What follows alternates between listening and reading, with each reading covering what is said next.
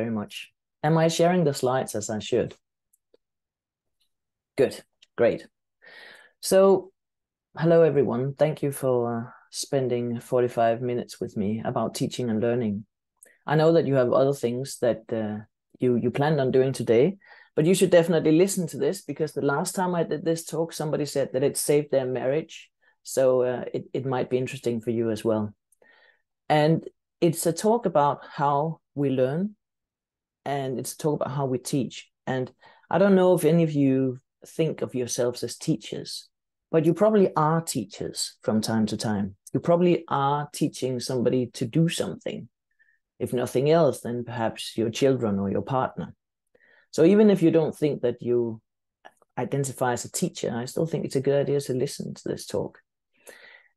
And the difference between watching this online on YouTube and actually being here right now is that you can ask questions.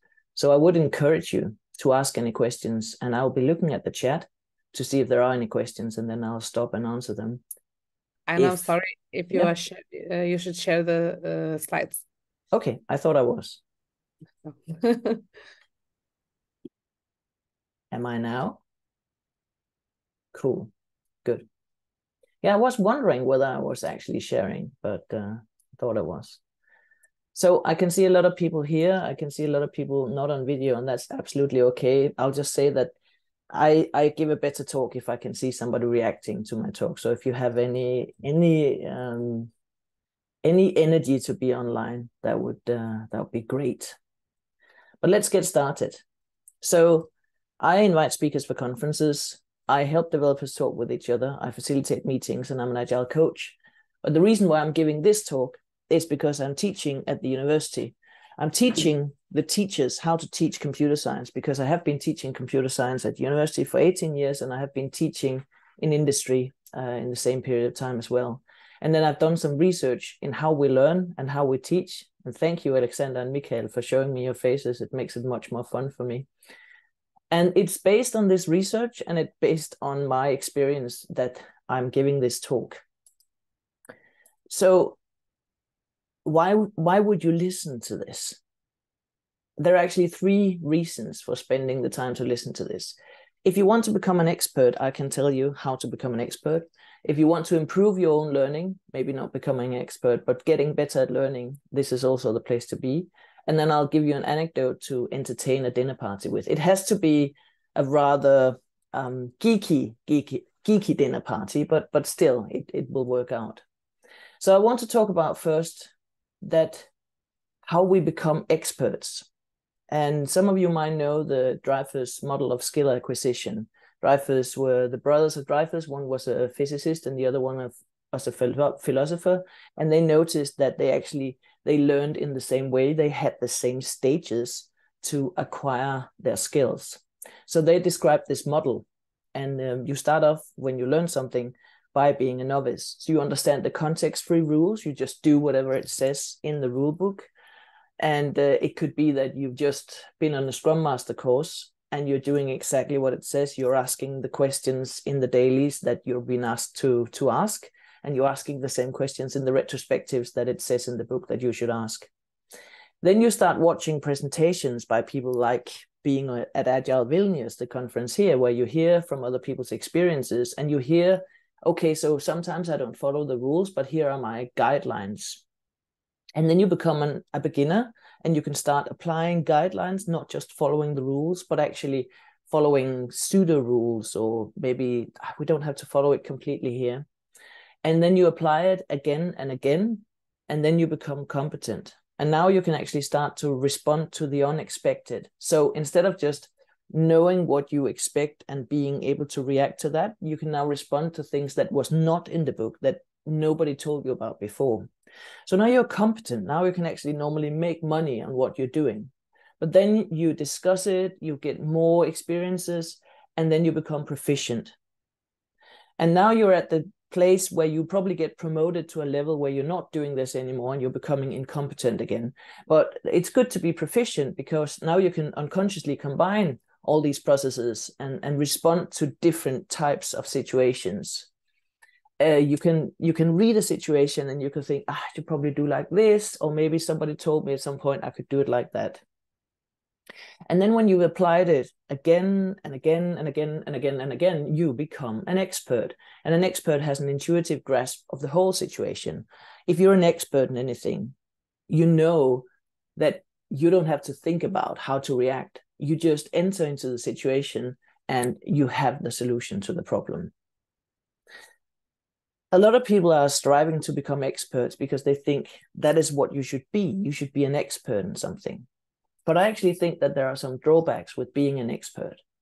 For instance, if you're supposed to teach somebody something, it can be very difficult for you to actually go down to a lower level and understand where people are right now and teach them something from that level. I see it a lot at the university where we have the PhD students sometimes teaching the first year students, and the PhD students, they don't remember what it was like to learn the difference between a class and an object. They don't remember what it's like to try to really conceptually understand instantiation or the visitor pattern. And that makes it actually difficult sometimes for an expert to teach. And I'll come back to other difficulties that the expert has. But what you can do if you are an expert and you want to become even better is that you can start teaching. Because when you start teaching, you will, if you take it seriously, if you take the teaching seriously, you will learn to go down to different levels and to start there. And it's quite important that you are teaching in order to do that, because otherwise you'll just be working from your own expertise level and not really thinking about it. But because a lot of people want to be expert, there's been a lot of research in how to become an expert. And one of the things that people have been spending a lot of time on in the research is chess, because it's very easy to measure whether somebody is an expert in chess playing or a novice in chess playing. And I don't know if any of you are experts in chess playing, but I assume that most of you know what chess is and know the basic rules of chess, how the different pieces can move around the board.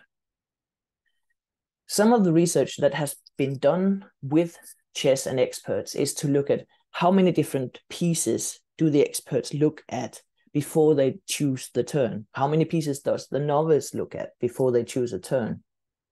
How many different ways to move from here do the experts consider? Do they consider 3 or 10 or 70? And how does that compare with the number of different moves that the novice are thinking about? The answer is they're thinking about the same amount of moves, but the expert are only thinking about the good moves. It could also be, how far ahead do you look as an expert? Do you think 13 steps ahead or only 1 or 2 steps ahead? So there's been a lot of research in this, but the anecdote that I want to give you is about a research study that was done with chess, where they took a lot of novices and they took a lot of experts, and they showed them a mid-play chessboard for a few seconds, and then they allowed them time to put pieces on their own chessboard, and then they counted how many of them were in the right place, and they allowed them to look again at the mid-play chessboard, and then they had to put the pieces again on their own board. So they had like 2 seconds, and every time they could go back to their own and they could move the pieces around to improve it. Now, I want you to think about, who do you think performs best in this test? Do you think the expert is better than the novice? Do you think they perform equally well? Or do you think the novice is better than the expert? Now, I don't know if you're able to actually write something in the chat about this, whether you think it is the expert that's better or the novice that's better.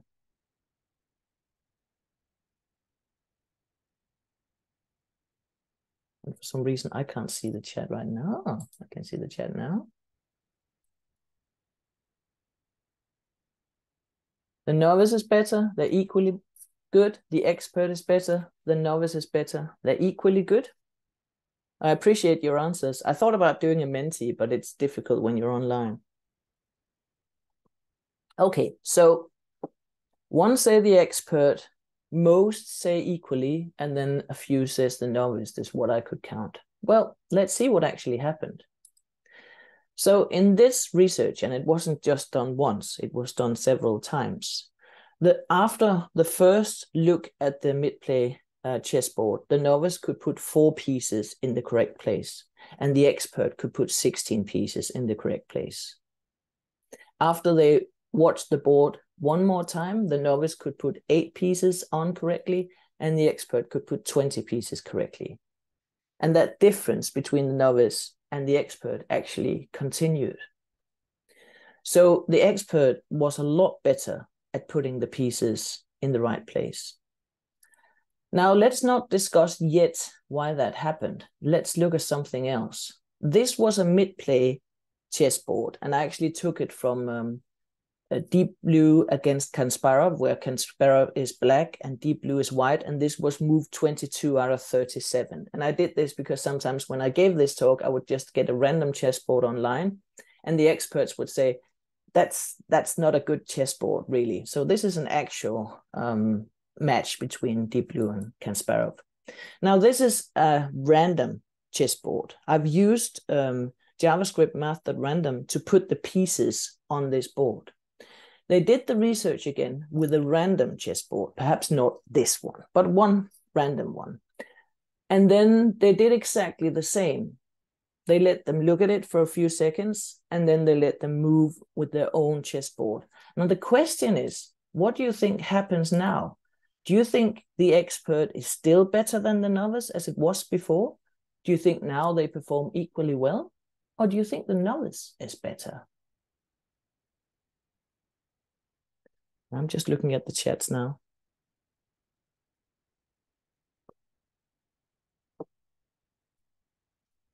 Equal, novice for sure. Should we see what actually happened? So now the novice did exactly as good as before. After viewing it once, they could put, like, on average 4 pieces in the right place. After viewing it twice, on average, they could put it 7 pieces in the right place. After watching it 3 times, on average, they could put 14 pieces in the same place. This is exactly the same as before. But what happened to the experts? Now, after viewing one time, instead of putting 16 pieces in the right place, they could put 1 piece in the right place. And the second time, they're up to 4. So you can see the novice is actually significantly better than the expert. And remember, we're not just talking about one expert and one novice here. We're talking about a lot of them. So what's happening here? I can see that somebody said, probably experts tried to spot some order. Yes, they did that. And they were not even aware that they were trying to spot some order. Their brains, because they're expert brains, they had this board configurations and associated moves drilled into their brain. And without even thinking about it, they could take in a board combination and figure out what to do. And that also means that when they see a mid-play chess game, they see patterns of pieces. So they don't have to remember all the different pieces that the novice does. They only have to remember maybe 4 clusters of pieces. And that's interesting for trying to understand how we learn things, because a novice knows only a few board associations and the moves. And if you think about how you read, for instance, I am assuming that you're experts in reading. There might be some dyslexic people here who are reading in a different way, but the majority of people who are experts in reading, they don't look at the different letters anymore. And if they're reading something that is within their domain of expertise, they don't even look at the individual words anymore. They take in whole sentences. You probably know yourself that you can skim a text now. You don't have to read it. You're just searching for patterns. You're not even thinking about it. And that's actually what I want to focus on here. I want to focus on how it is that experts become experts and how that's a good thing and a bad thing. The way that we learn is that we're introduced to chunks of information that goes together in a pattern or a schema. And then we have these patterns or schemas in our head, and we have automations that means that when we see that pattern, we automatically know how to react. I also want to talk a little bit about learning preferences, because that plays into it as well, and something from Jean Piaget, the researcher in how people learn, about constructivism. And I want to tie it up on a story, because I said in the beginning, maybe you're not seeing yourself as a teacher, but maybe you have sometimes somebody who works in your workplace that you have to teach something. So let's assume that you have a new apprentice and you want to turn that apprentice into an expert in the system that you work on. So you talk all day and you use numerous examples, and then the next day they haven't learned anything. What's happening? What's going wrong? You're trying again, you're saying it again and again and again, and it's not working. Why doesn't it work? In order to understand why it doesn't work, we have to look at this. And now, what is this? Well, it is, for once, it's a proof that I'm not very good at drawing. It is the brain seen from above. So you see, you have the nose here, and then we have something called the long-term memory back here, and the working memory here.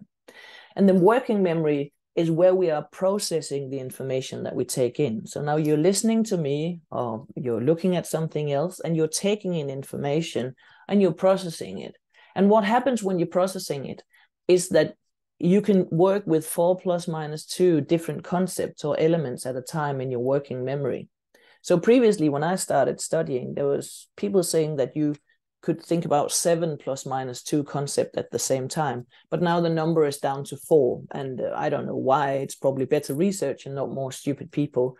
But the point is that you start thinking, if you can only think about 4 different things at a time, how can you ever learn anything that's complicated? And the way that you learn things that are more complicated than 4 elements is actually by cheating or making use of what you already have in the brain.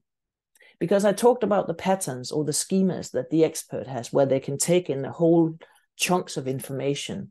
That's the same that you have in your brains. When you have learned something, it is a whole pattern. So when one of the things that you're thinking about is related to a whole pattern that you have in the long-term memory, you can actually decode that whole thing and use it as one concept in your working memory. So even though it's very complicated and it perhaps consists of 100 different small moving parts, once you have the understanding, this is just one of the 4 concepts. So that means that you decode one thing that you already have that could be complicated, and then you work with it in your working memory. Maybe you're adding more details because you're understanding more details. Maybe you're removing something from it because you understand, oh, that wasn't true. That didn't fit in, right? And then once you work with it in the working memory, you encode it back into the long-term memory.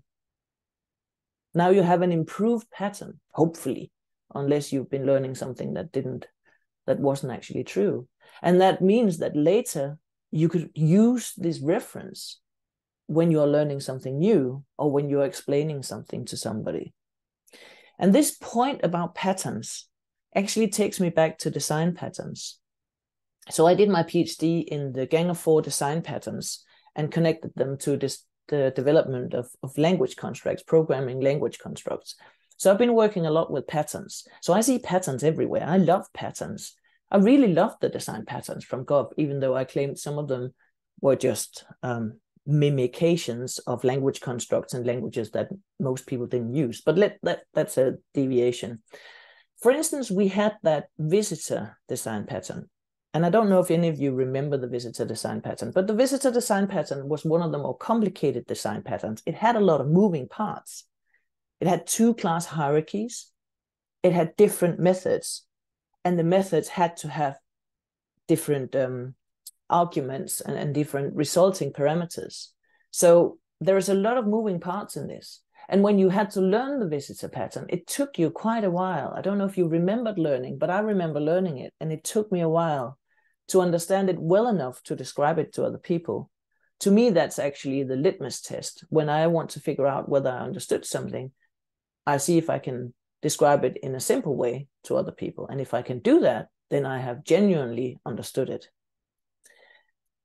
So when you are using these design patterns, when you have them in the head, you can apply them. And even something as complicated as visitor, as I said before, only counts as one element in your working memory.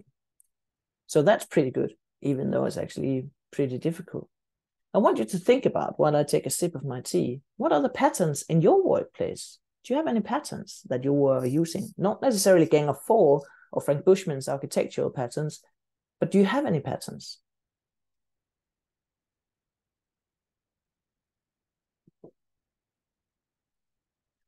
And now, since this is an online presentation and you'll be easily bored, I'll just move on quickly.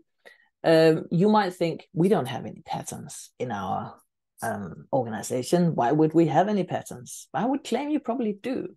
I once had a discussion with a good friend of mine that worked at Google, and they were making the V8, the JavaScript engine for the Chrome browser, and they said that they were not using patterns. Thank you very much. They couldn't use it. Maybe they used Visitor from time to time, but they think it's just completely easy and not very relevant for them. But then I started talking to him about, so how do you explain things when you get somebody new? Is there anything that you need to explain again and again? And he said, actually, there is something. We're working a lot with optimization and optimizing programs. And we have something that we call the double bottleneck. Ooh, I get interested. What's the double bottleneck? Well, he said that when we want to optimize something and we have a hypothesis that there is a bottleneck somewhere in the system, then normally we would spend a lot of time trying to remove that bottleneck, maybe fixing the algorithm or putting things closer together or something like that. And then sometimes we would be right, and that would actually be the bottleneck. And sometimes we would be wrong, and we spend a lot of time working on it without getting anything out of it. So what we introduced is what we chose to call the double bottleneck, which means that when we have a hypothesis that this part of the system is what takes a lot of time, we double it. So if it's an algorithm, we run it twice. If it's a call to some other system, we call that system twice. If it's working on data, we filter the data in the same way again. And if it gets a lot slower, then that is a sign that that was probably actually the bottleneck, and then we start working on that. And the reason why we use the double bottleneck is that it's so much faster to try to do this twice than to try to remove it. So what if the apprentice still doesn't get it? Even if we're using patterns to describe the things that we want them to understand. What if they still, like when we talk about it, they don't understand? There's still nothing in their brain. Well, then I have to tell you a teaching anecdote from the beginning of this century. The first course I gave in industry was a course to a whole organization that had 80 software developers, and they all needed to learn object-oriented analysis and design and Java programming. So this was a 4-day course that would take them from the procedural programming that they were experts in and into object-oriented paradigms. And I had been told that these people were very bright, so I was looking very much forward to teaching them this new language, Java, that just came out. And the way that I had been introduced to object orientation was in the university, and that was actually, I had a little bit of procedural programming and things like that, but it was mostly with the object-oriented paradigm because I was taught at the University of Aarhus, where people from the Simula had worked, and people who worked with Smalltalk had worked as well. So to me, that paradigm was the way to think. I was an expert in using object orientation and that paradigm to solve problems. So whenever I saw a problem, I could already think about how the code would look like. So it would be very easy for me to use Java to solve the problems. And so I gave this assignment to the attendees, and I expected that they would come up with really beautiful round code. Everything was put together in different classes and things like that. That's my expectation because I was told that they were bright. But unfortunately, the code that they came up with was terrible. It was so ugly. Like there was methods outside the classes, and the methods were leaking outside the classes, and it was really, really bad. So I was wondering, why was that so bad? And I want to just acknowledge, Alexander, that yes, small talk is really wonderful. I bet some people still use it in the small pockets of the world somewhere. And it has really meant a lot to our whole field of programming. It has inspired so many different programming languages. So yeah, quite wonderful small talk. Anyway, I'm digressing again. So they came up with this, and it was really ugly. And I was wondering, was this just like a bad batch of software developers? Were they all stupid? That was my theory. So I thought, okay, that was the first batch of them. The next will probably be better. I had to do this course 8 times, remember. I got a new set of developers. I had high expectations. The same thing happened. Completely shitty, ugly code, not taking advantage of any object-oriented nice theories and philosophies. The third time that happened, I thought maybe it's not them, maybe it's me. And I noticed something that I hadn't noticed before, that what happened was that they were programming in a procedural way in Java, sorry, in Java. And that's why it was so ugly. And that's why they weren't really taking advantage of all the beautiful things that you have in object orientation. So I thought, okay, that's fine. I'm just going to tell them, forget everything you learned. We're doing something completely different. That didn't work either. So I understood that my OO brain worked like this because of the patterns and the automations I had. And I decided I wanted to break their patterns, because the problem was that because they were experts, whenever they saw a problem, they solved it procedurally, even without thinking about it, like the chess master, that he tried to find the patterns in the chessboard. So what I did was that I tried to cut up the problem in smaller problems.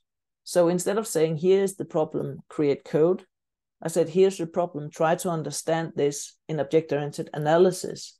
And object-oriented analysis was not something they'd done before, so they couldn't use their expertise for that translation. So I broke their expert link, made them do object-oriented analysis, and then go to the code. That didn't work. So I had to break it up even further. So we had object-oriented analysis and then object-oriented design with the OMT diagrams or UML diagrams. And they didn't have any expertise for that, so they were following that. And then we went into the state diagrams and all sorts of other UML diagrams that sort of took us a little bit closer to the code without actually working with code. And then it worked. But the point was that I had to break that expertise, that pattern and automation, because once they could use the automation, they would just do that instead. And that's also why if we had told the chess players that this was not a mid-play game board, this was a random game board, it wouldn't have made a difference. Because I tried that as well with the people. I tried to tell them, you have to forget everything you've learned, and it didn't work. And the point is, the Danish philosopher Søren Kierkegaard actually coined this many years ago. He said, at man, når det i sandhed skal lykkes en at føre et menneske hen til et bestemt sted, først og fremmest må passe på at finde ham der, hvor han er, og begynde der. But since your Danish probably is a little bit rusty, I've translated it for you. That when you want to succeed in bringing a person to a certain place, must start by finding out where he is from the start and begin there. It's quite important when you want to explain anything to anybody that you know what they understand. And if they are experts, you need to know what their expertise is so that you can start from there. And Michael said, sounds like prompting ChatGPT for the right solution path. In a sense, it is, right? You're sort of trying, it has some expertise, but it's stupid expertise. So you're helping it along the way. And that's exactly what I did to the developers. So what if the apprentice still doesn't get it, even when you find out where to start, even if you describe it as patterns, even all these things? What if they're still not getting it? Well, this turns me then to the learning preferences that I talked about. And I know that there's a lot of people who say, well, learning preferences or learning styles, it's a whole lot of bollocks. I can't use that anymore. And it might be, but the awareness of the preferences, at least in the Felder-Silverman model that I've been using for my teaching, has helped me a lot. Because there's a test you can take, or you can also just listen to me, and then maybe you know who you are. And then you can know where you are on the spectrum between a global learner and a sequential learner. And a global learner is somebody who understands the whole picture immediately, who sees the motivation, who can relate it to other things they've learned. And the sequential learner is somebody who needs the details, the nitty-gritty details, in order to understand. And only when they have all the details, they can see the big picture. The global learners, on the other hand, need to see the big picture in order to be able to take in the details. If they just get the details, they don't remember them. So you can, of course, be anywhere on this spectrum. You can also be in the middle, which is a nice place to be. But if you, for instance, like me, are right over at the global learner spectrum, then you really like software architecture. You really like teaching things because it gives you a chance to give the overview and to relate things and to motivate things. And you might not that interested in the details. You might skip some details, even in your own learning, because you can actually understand all the other things. And I think it's important to think about the difference between global learners and sequential learners. When you are explaining something to somebody and it doesn't work, you could reflect on whether, am I just talking about the big picture and the motivation to somebody who's a sequential learner? Do they need some details, some technical stuff before they can appreciate the whole picture? Or is it the other way around? Am I only talking about this little detail here in this part of the system? But if they don't understand why we have the system, that detail is not interesting to them. So I think it's interesting to think about the way that people think in different ways, and perhaps different from you. And also, there are other spectrums, but I will just mention one more, and that is the active learners and the reflective learners. That some people are active learners. They need to work with things in order to think. So they need to talk, or they need to do, or they need to try it out in order to think. And the reflective learners, they need time on their own to think about it before they can actually work with it. And it really depends on the way that your brain is wired. You can remember the picture of the brain where the working memory is working together with the long-term memory, pulling things out, putting things back together. The active learners, they need to be active in order to make that work. And the reflective learners, they need a little bit of peace and quiet in order to make that work. So you can see, if you're only talking to people for 45 minutes, like I'm doing, then the reflective learners won't have time to process what I say, and the active learners won't have a chance to be active. So they'll probably just start doing other things because they need to be active. And that's why I try to have these pauses where I try to make you reflect on the questions that I ask. So maybe you already know, okay, I'm a global active learner, or I'm a sequential reflective learner, or something like that. But when you are explaining things to people, maybe think about this. So what if the apprentice still doesn't get it, even if you cater for learning styles and think about patterns and everything?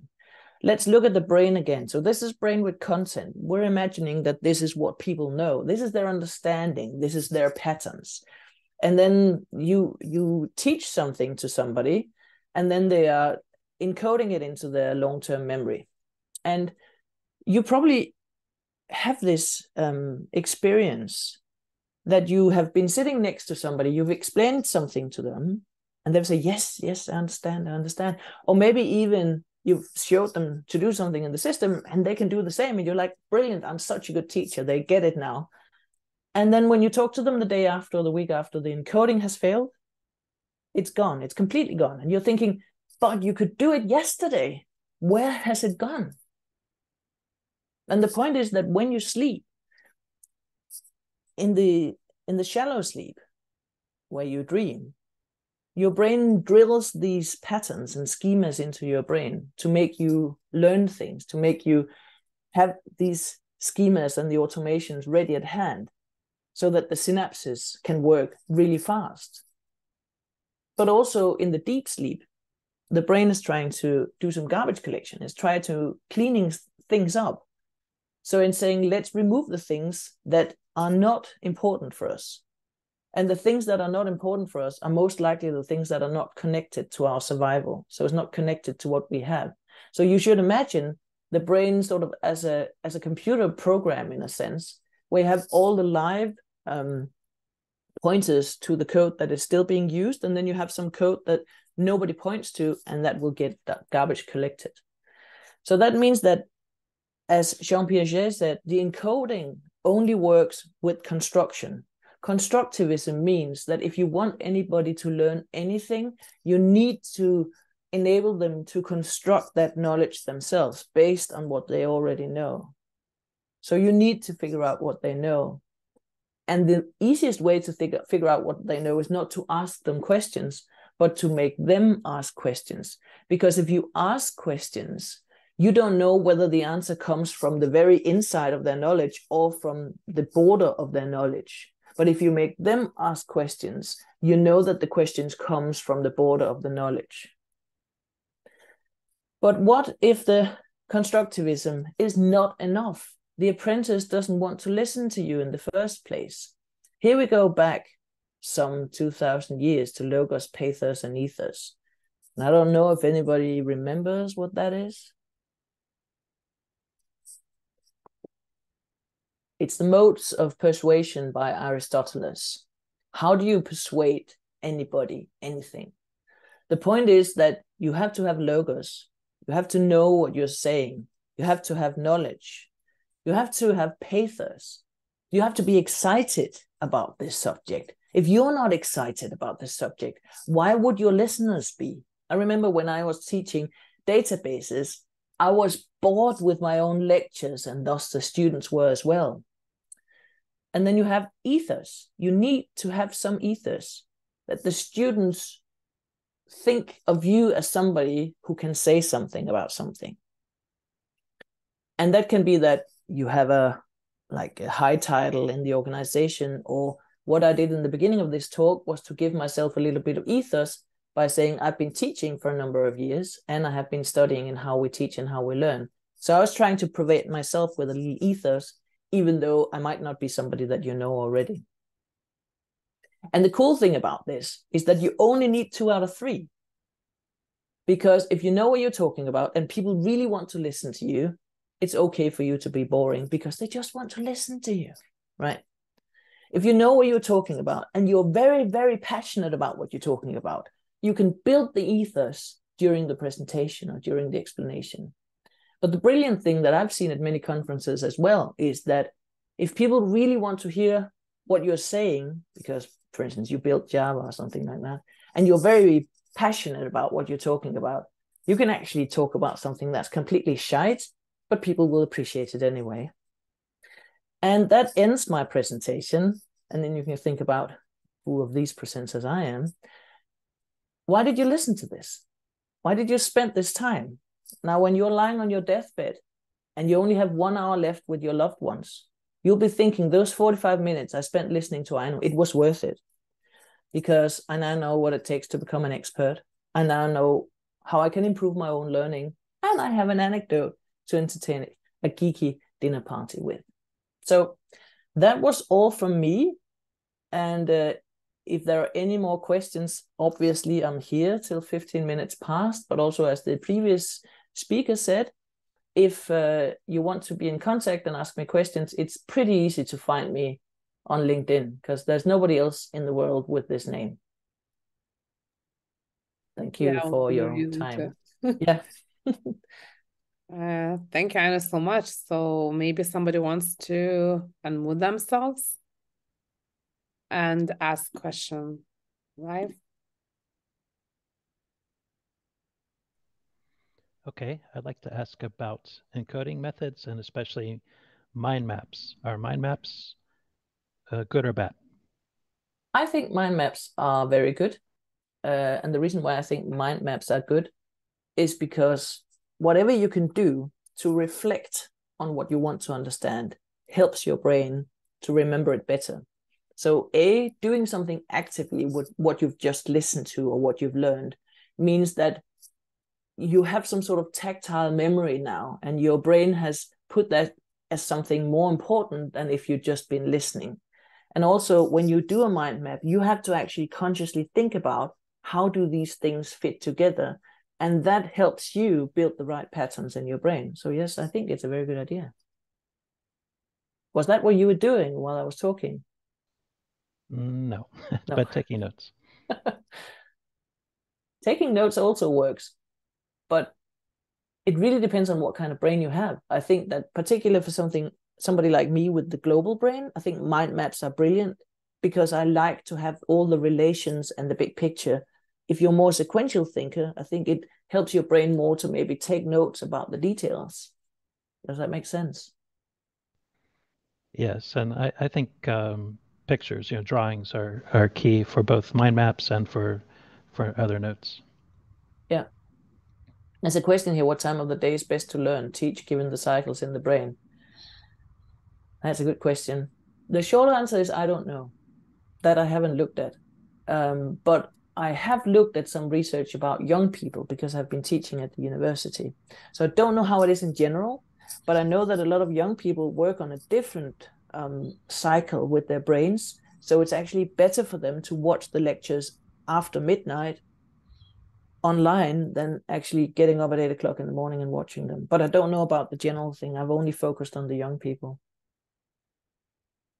And there's a question here. I feel that I need more examples of how new info could be connected to patterns, like what kind of patterns, maybe from your professional personal experience. Well, first of all, there is a lot of literature on actual patterns. And when I say a pattern, what I mean is something that you can have as an abstract description of a problem that you can implement in different ways. So when I say a pattern, I mean try to abstract what you are listening to, what you're hearing, into something that can be applied in various ways depending on where you want to use it. For instance, a gang of four design patterns, where you had the visitor, you have the composite. There is an abstract description of how things could communicate, but in your implementation in the code, you do it in different ways. The same with microservices. Microservices is a very well-known architectural pattern right now. And you can, like the pattern in itself is not very detailed, but you can implement it in different ways. It can also become an anti-pattern, the microservices pattern. If you don't have the right understanding, if you don't have the right people, then you just get a lot of small, crazy monoliths instead of microservices. How to keep yourself inspired and engaging when you keep teaching same things over and over again in different groups? Yes. To me, that only works because I'm mostly teaching people in real life. And if I would teach the same course over and over again online, I think I would tire, because to me, when I teach, it's a communication. I don't come with a suitcase of things that I load into your brains. Oh, I did that 20 years ago. I don't do that anymore. I use problem-based teaching. So when I have a new set of students, I ask them, what are your experiences with this? What are your challenges with this? What is it that you want to know? Why are you here? And then I take outset in their problems. It makes it more interesting for them because I'm connecting to what they already have in their brains. And it makes it more interesting for me because I have to change the way that I teach. But if I was giving the same course over and over again with the same slides, I would not be able to keep being excited. And that's also why I asked some people, and Alexander and Mikael did it, thank you very much, showing their faces so that I could see a little bit of reaction, because then I get the conversation that I need for teaching instead of just hearing myself say the same again. Well, there's some other questions. What about powerful metaphors? Have you encountered cases when it does not work with an apprentice? Yes. I really like metaphors. I use metaphors over and over again, but there are some people who dislike that. And they're like, this is a waste of time. Why are you talking about cooking? Why are you talking about raising children? Why are you talking about driving a car? We're talking about coding now. And that's interesting to me, but they're just very concretely thinking about these things. So metaphors is not doing anything for them. And in those cases, I think that what you need to do is just accept, okay, metaphors doesn't do anything for you. I didn't do it to insult you. Let's just try with one more example of this instead, a concrete example. But it is interesting, isn't it, that for some people, metaphors is brilliant, and for others, it's just a complete waste of time. I think there's 1 minute left for that question. How can you leverage your learning time better? Should you try to change from sequential to global? Are there any literature that could help? Thank you for really interesting session. Thank you. Oh, that's a good question. And that's why it's called preferences and not styles anymore, because you can actually change your preference. And the research shows that people who start, for instance, a long education, they might be in one or the other part of the spectrum, but because they are introduced to different ways of learning, they sometimes come closer to the middle. It did not happen to me. I'm still very global. So what I'm doing is that I have accepted my fate, so to speak. And if I'm trying to learn something, I always try to look at the big picture first, because then I know that I can put the details in. I hope that helps. There's a lot of questions. Thank you for the feedback, Alexander. I think I'm out of time now, aren't I? Can I ask the last question? Can I answer the last question? You can, definitely. Many prefers a workshop or active learning with practical exercises over lectures only. A lecture is easier to prepare. How to prepare build exercises. Yeah, that's a big problem at university where I'm working right now, because I'm trying to change the teaching of the university. It's almost impossible to change the associate professors and the professors, because it's so much easier to prepare lectures, especially when you've done 10 years before. So what I do, at least to make it a little bit easier, is to have those breaks, so that in the lecture you have breaks every 15 minutes, maybe even every 10 minutes, but 10 to 15 minutes, you have a break where you ask the students something. And the easiest thing to do is to make a think, pair, share, or from the liberating structures 1, 2, 4, all. When you ask the students, think about this individually, that means that the reflective thinkers get a chance to think about it and move it into the long-term memory. And then say, talk about it 2 and 2. And that means that the active thinkers now get a chance to move it into the long-term memory themselves. And then they can share if they want to share with the rest, or you can just have a think pair. I think that's the easiest way of doing it. And now I'm really out of time, sorry. No, we're good. We still have some time, but yeah, thank you, Aino, so much.